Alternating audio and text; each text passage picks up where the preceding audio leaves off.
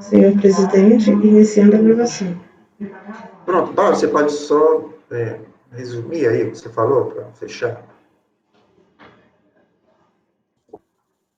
Foi no sentido de que eu não acho que, nesse caso, a gente tem que analisar o 170A, porque a gente não está analisando a utilização de um crédito em discussão judicial, que eu tenho que, para utilizar aquele crédito, né, um valor credor, né, porque hoje a gente tem uma confusão de crédito tributário com débito, mas o valor credor que eu acho que eu tenho devido, seria possível de ressarcimento ou de compensação, eu tenho que aguardar o trânsito em julgado nos termos do 170A. A discussão, para mim, aqui é um pouco diferente.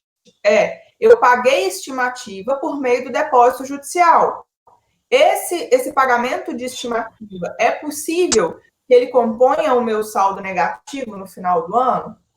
Por isso que eu acho que não tem que analisar se houve ou não trânsito em julgado. Para mim, depende do trânsito em julgado da discussão judicial, porque não é caso de aplicação do 170A.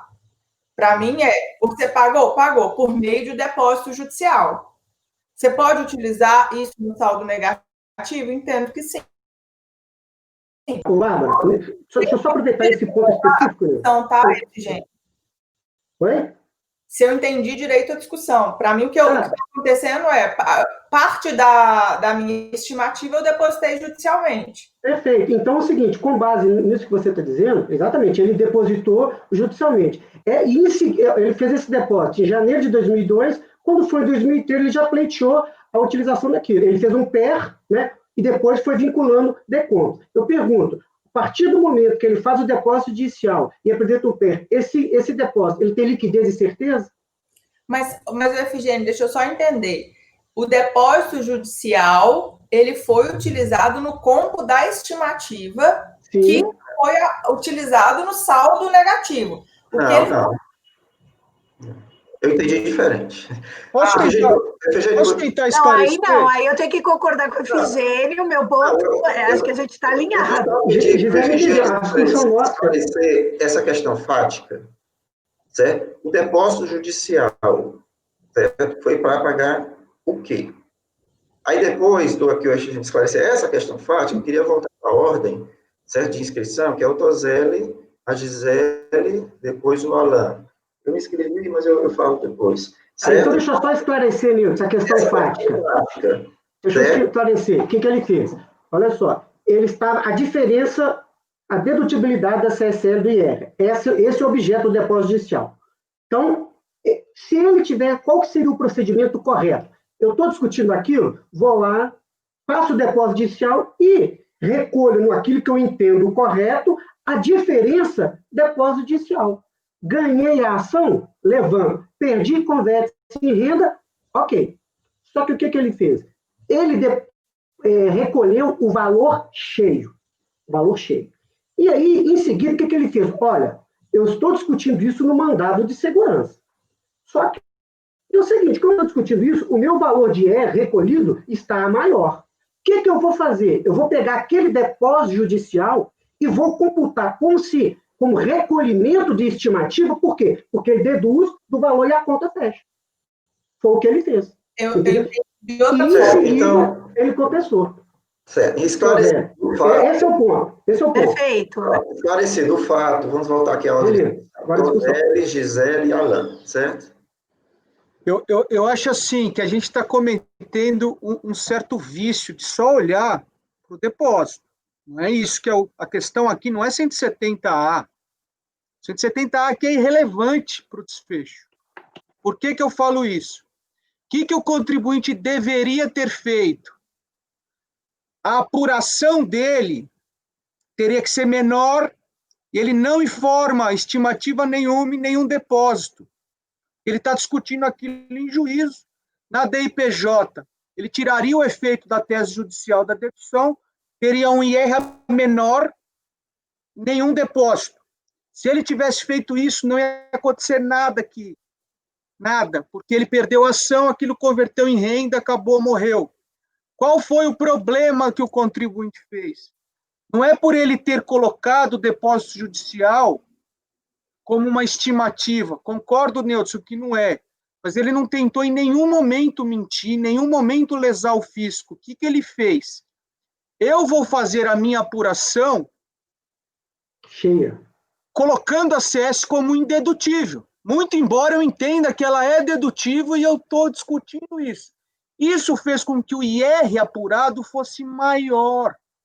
Então não dá para você só olhar no depósito, você não olhar o que causou essa necessidade de declarar na DIPJ o depósito como estimativa.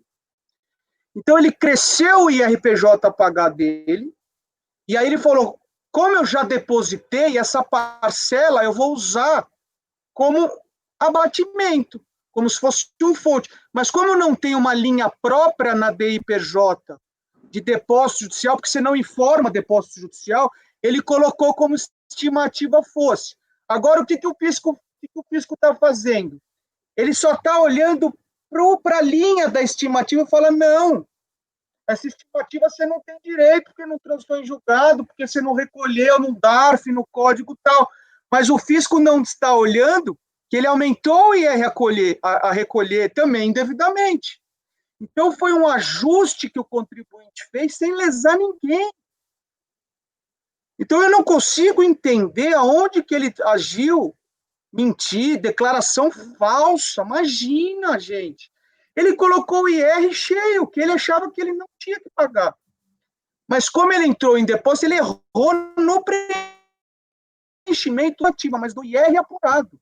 E como forma de evitar que aquele IR apurado ficasse em aberto, ele transformou o depósito judicial como estimativa fosse.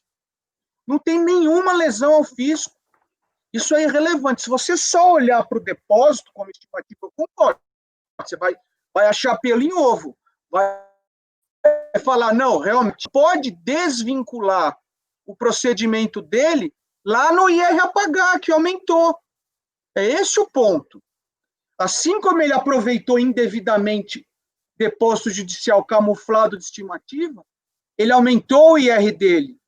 Então não tem falsa declaração, não tem nada. Foi o quê? Ele, de duas uma, ou ele colocava o IR líquido e não informava nada de crédito para pagar, ou ele coloca o IR cheio e coloca aquela parcela de depósito num campo na declaração. Como não tem depósito, ele colocou como se fosse estimativa, o efeito econômico é o mesmo. Eu vou pagar tudo que eu devo, menos o depósito, porque eu coloquei o IR cheio. Se eu tivesse colocado o IR líquido, não ia acontecer nada, isso nem seria objeto de processo. E quando nasce o direito dele? Oi? E quando nasce o direito dele, de repetição? Esse é o ponto. A gente está olhando como se isso fosse repetição, mas não é repetição. Isso foi uma técnica de apuração. Para ele colocar o IR líquido, ou seja, o IRR sem CS, reduzindo CS, ele optou por colocou o IR cheio e aquela parcela relativa à dedução da CS ele colocou como estimativa, sendo que ele depositou em juízo. Então aqui, é porque assim, a gente tem uma cabeça meio assim, peguei um lote de compensação, eu acho que isso não é compensação, isso. Não é liquidez e certeza de crédito tributário aqui. O problema aqui foi a apuração errada dele lá de trás, e não a moeda de pagamento. Que ele tem essa moeda de pagamento, entendeu? É esse que é o ponto. Não dá para chamar isso, não dá para você colocar esse processo na vala comum, que o contribuinte tem que pagamento indevido. Não é isso. Aqui não é pagamento indevido, não é pagamento a maior. Aqui foi o quê? Foi um erro do contribuinte de declarar na DIPJ algo que foi pago via depósito judicial. Pago não, foi depositado. Mas, para você olhar isso, você tem que lembrar que o IR a recolher dele também foi impactado por esse procedimento. Entendeu? Erro seria se ele tivesse colocado o IR líquido e o depósito. Mas ele não fez isso, ele colocou o IR cheio e o depósito, justamente porque ele já teve o desembolso. É esse que é o ponto. Ok, então, assim, na ordem, nós temos Gisele, Alain, Neudson e Bárbara. Certo? Então, Gisele. Tá mudo. Tá mudo, Gi. Então, Toseli, é isso. Eu justamente me chamou a atenção esse ponto pela evidente duplicidade, seja no IR cheio, quando da apuração, e as empresas, normalmente, tá, gente, quando são temas polêmicos, como foi o caso desse mandado de segurança, as empresas, por conservadorismo, acabam alterando a sua apuração e fazendo o IR cheio, justamente para não deixar esses valores em aberto. Na medida que você tem a liminar cassada, o processo judicial segue seu trâmite irregular e o contribuinte vem a perder, esse depósito é convertido em renda, mas ele é um plus, ele é uma duplicidade. Então, isso, Toseli, eu também não tenho dúvida, foi uma forma de apuração até para resguardar o IR cheio e, ao mesmo tempo, está lá discutindo judicialmente. Eu não considero, não tem como pensar numa falsidade nesse sentido. Eu tratei do 170A no seguinte sentido: há uma tendência, é óbvio, do fisco olhar o procedimento. Na medida que ele vai olhar o procedimento, eu consigo compreender do outro lado as ponderações trazidas pelo Efigênio, no tocante, poxa, a gente não deveria se balizar no trânsito em julgado? Se esse trânsito em julgado não existisse, condicionaria um movimento diferente? Eu considero que talvez sim, em um outro contexto. Mas aqui você consegue evidenciar essa questão da apuração.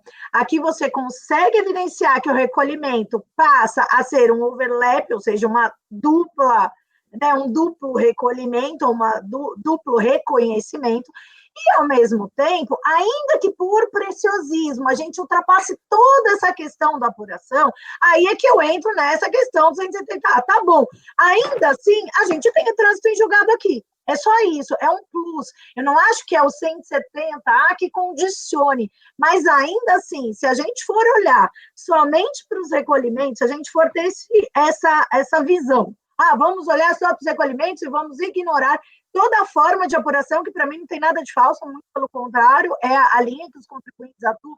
Quando entram com medidas judiciais, vejam, até mesmo há uma tendência de se aconselhar essa apuração nesse sentido, né, Toseli? Porque é uma forma de você encher o IR e, ao mesmo tempo, ser super transparente com o fisco no sentido.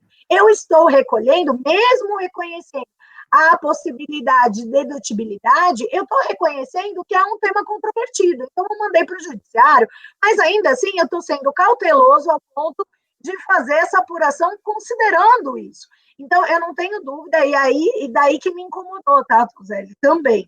Então, assim, quando eu falo de 170, então vamos lá também esse cuidado, né? Eu quis fazer esse disclosure, mas olhando por essa questão do recolhimento. Ainda assim, que a gente for olhar para a questão do recolhimento, eu tenho trânsito em julgado, quer procedimentalmente anterior ou posterior, tá? E é mais nesse sentido. Ok, agora na ordem está Alan, Neudson, Bárbara e Efigênio. Mas pelo horário, 12, 11, a equipe de apoio parar meio-dia. Então, eu vou dar um intervalo agora para a equipe de apoio encerrar a gravação.